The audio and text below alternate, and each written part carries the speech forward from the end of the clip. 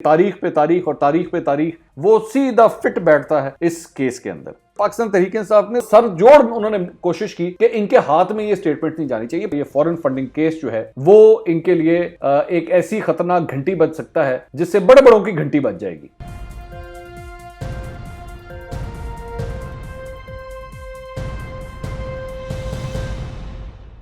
अस्सलाम वालेकुम नाज़रीन, मैं हूं मंसूर अली खान। अपने वीलॉग में आपको खुशामदीद कहूंगा। सबसे पहले आपसे दरख्वास्त कि चैनल को सब्सक्राइब करना मत भूलिएगा और बेल आइकन जरूर प्रेस कीजिएगा। नाज़रीन, इस वीडियो के अंदर आपने आखिर तक मेरे साथ इसलिए जुड़े रहना है क्योंकि जो डिटेल्स अब मैं आपके साथ शेयर करने जा रहा हूं वो बड़ी इंपॉर्टेंट है। वो आने वाले दिनों के लिए एक प्रेडिक्शन है, वो आने वाले दिनों के लिए एक रास्ता आपको दिखाएगी कि आगे अब होने क्या जा रहा है।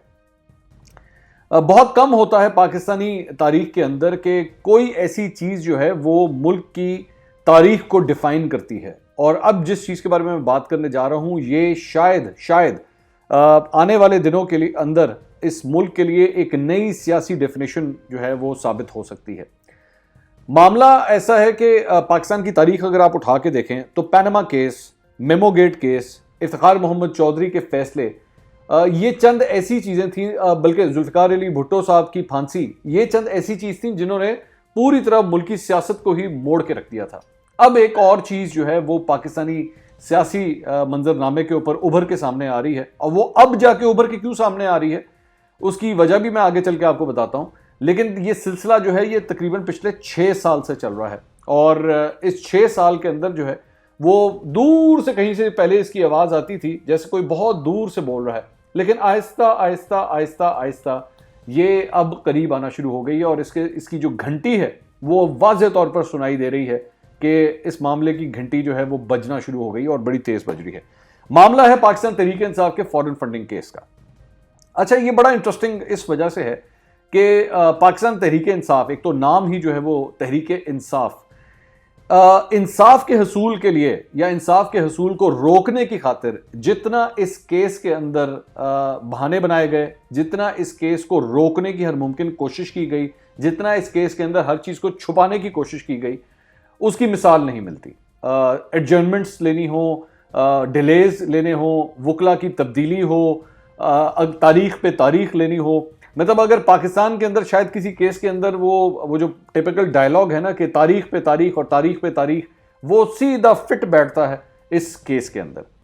मामला शुरू होता है नवंबर 2014 के अंदर, जब अकबर एस बाबर जो कि एक फाउंडिंग मेंबर हैं जिन्होंने पाकिस्तान तहरीक इंसाफ बनाई थी, वो इलेक्शन कमीशन ऑफ पाकिस्तान के अंदर एक दरख्वास्त देते हैं कि जनाब पाकिस्तान तहरीक इंसाफ के जो फंड्स हैं वो जो उसके सोर्सेज हैं वो बड़े डूबियस हैं और बड़े 2 नंबर किस्म के हैं, उनकी तहकीकात होनी चाहिए, उनका पता होना चाहिए, और चेयरमैन तहरीक इंसाफ इमरान खान साहब जो है इसके लिए जवाबदेह होने चाहिए। 2014 से नवंबर 2014 से सिलसिला आगे चलता है। पाकिस्तान तहरीक इंसाफ पहले तो ये कोशिश करती है कि मामला इधर ही ठप हो जाए, इधर ही रुक जाए। उसके लिए वो मजीद कोर्ट्स के अंदर भी जाती है और कोर्ट्स के अंदर इलेक्शन कमीशन में होने वाली ये जो कार्रवाई है इसे रोकने की हर मुमकिन कोशिश करती है। वहां से हर दफा उनको जिल्लत का सामना उठाना पड़ता है और उनको अपने मतलब के जो है वो डिसीजंस नहीं मिलते, और बिलाखिर यहां पे जो है वो कार्रवाई रुकते रुकाते फिर भी चलती रहती है। बहरहाल अब तकरीबन 6 साल से ज्यादा हो चुके हैं इस मामले को, ये मामला चल रहा है। मैं जल्दी आगे चलूंगा क्योंकि मैं ज्यादा माइनर डिटेल्स में जाना नहीं चाहता। बहरहाल उसके बाद इलेक्शन कमीशन ऑफ पाकिस्तान बिलाखिर एक स्क्रूटनी कमेटी बनाती है। ये स्क्रूटनी कमेटी बनाने का मकसद ये होता है कि पाकिस्तान तहरीक इंसाफ के जितने वो अकाउंट्स हैं उनकी छानबीन की जाए, उनको चेक किया जाए कि आखिर इसमें मामला है क्या। अब तकरीबन 2.5 साल ये स्क्रूटनी कमेटी अपना काम करती है। अच्छा, ये भी बड़ी रुकते रुकाते चलती है, आहिस्ता आहिस्ता 70 इसकी तकरीबन प्रोसीडिंग्स होती हैं, 70 मुख्तलिफ डेट्स के ऊपर ये अपना काम करती है। उन 70 में से, गौर से सुनिएगा, उन 70 में से 24 दफा पाकिस्तान तहरीक इंसाफ जो है वो एडजर्नमेंट मांगती है। अब जो लोग एडजर्नमेंट नहीं समझते उसका मतलब है कि जनाब आज कार्रवाई नहीं हो सकती, आज हमारे वकील नहीं आए, आज कुछ और हो गया, बराए मेहरबानी हमें अगली तारीख दे दें। तो जनाब 24 दफा 70 में से पाकिस्तान तहरीक इंसाफ जो है वो अगली डेट लेती है। अच्छा, अगली डेटें भी जो है वो माशाल्लाह जब डेटें पड़ती थी तो कभी 1 महीने की, कभी 1.5 महीने की, कभी 25 दिन की, मतलब लंबी डेटें पड़ती रही हैं। बहरहाल करते करते 2.5 साल जो है वो रींगते गाते जो है वो अब हम यहां तक पहुंच गए। उसके बाद वो रिपोर्ट जमा करवाई जाती है स्क्रूटनी कमेटी की। स्क्रूटनी कमेटी की जब रिपोर्ट जमा करवाई जाती है तो पता लगता है कि 23 ऐसी बैंक स्टेटमेंट्स हैं जिनकी छानबीन की गई है, और उन 23 बैंक स्टेटमेंट्स के अंदर बड़े हैरानकुन किस्म के इंकशाफात हैं। लेकिन अकबर एस बाबर, जिन्होंने दरअसल में ये पिटीशन दायर की थी, वो उसके ऊपर अदम एतमाद का इजहार करते हैं। अब उसकी वजह क्या है, अकबर एस बाबर जो है वो क्यों अदम एतमाद का इजहार करते हैं उस रिपोर्ट के ऊपर? क्योंकि वो ये कहते हैं कि जनाब ये जो स्टेट बैंक ऑफ पाकिस्तान के जो 23 बैंक अकाउंट्स थे, सर्टिफाइड जो बैंक अकाउंट्स थे, इनको छुपाया गया, इनको मुझे दिखाया नहीं गया, क्योंकि कमेटी ने जो है ये रिकॉर्ड अकबर एस बाबर को देने से इनकार कर दिया था। जबकि ये पिटिशनर का हक होता है कि किसी किस्म के भी डॉक्यूमेंट्स अगर शेयर किए जाते हैं किसी केस के अंदर, तो वो पिटिशनर के पास भी होते हैं, और अगर पिटिशनर को जमा कराता है तो वो जिसके खिलाफ वो पिटिशन फाइल की जाती है उसको भी दिए जाते हैं। लेकिन इस मामले में वो अकाउंट डिटेल्स जो है वो अकबर एस बाबर को नहीं दी गई, और वो उनको ये कहा गया कि जनाब अगर आपने देखना भी होगा तो उधर ही मुकदमे की समाअत के दौरान ही आप देख लीजिए, वैसे आपके हाथ में नहीं देनी। क्योंकि पाकिस्तान तहरीक इंसाफ ने हर मतलब सर जोड़ उन्होंने कोशिश की कि इनके हाथ में ये स्टेटमेंट नहीं जानी चाहिए। पता नहीं क्या वजह थी।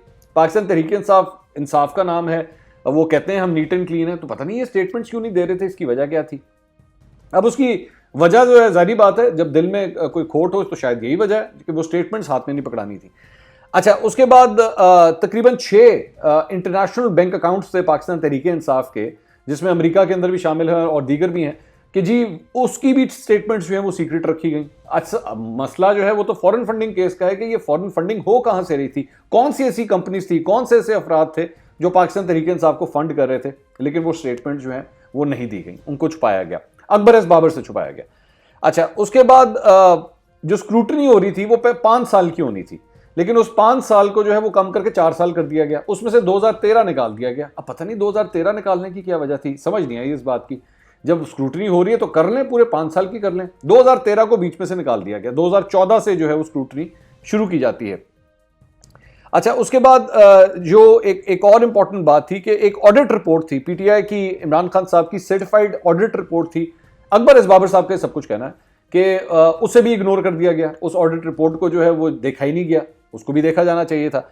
उसके बाद वो फरमाते हैं कि 2 ऐसी अमेरिकन कंपनीज के जो है वो रजिस्टर्ड कंपनीज थी, उनकी जो है डिटेल्स जो है उन्हें भी खुफिया रखा गया।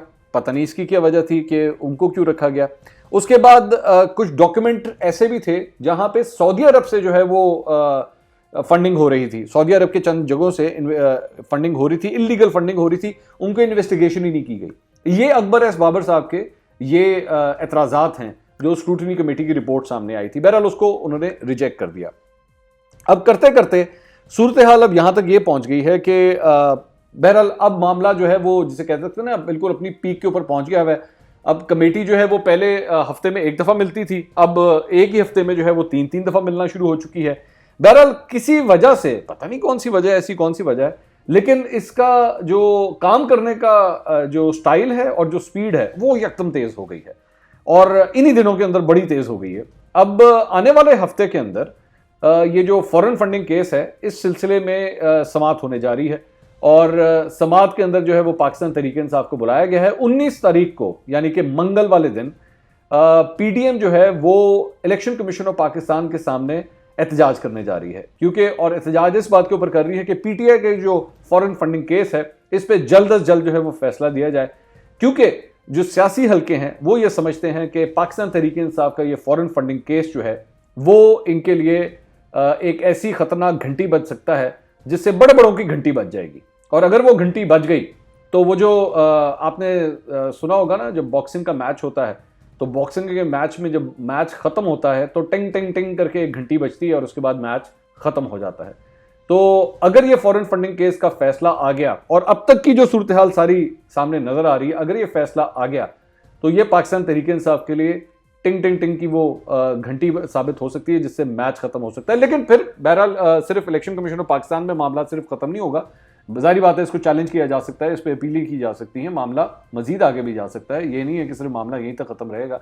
लेकिन जो अपोजिशन जमाते हैं उनको इसके अंदर जो है वो कोई अपने लिए उम्मीद की किरण नजर आ रही है, और जो सूरत हाल चल रही है अब तक इन केसेस की वो अच्छा, बाय द वे एक चीज मैं आपको बता दूं कि पाकिस्तान तहरीक इंसाफ ने भी जो है वो नून लीग के ऊपर एक पिटीशन फाइल की हुई है उनकी फंडिंग के हवाले से। तो उन्होंने कहा जनाब साढ़े नाल करोगे तो फिर ऐत नहीं है, असं इत्थे छड़ दईए, तुहानू भी नहीं असी छड्डांगे।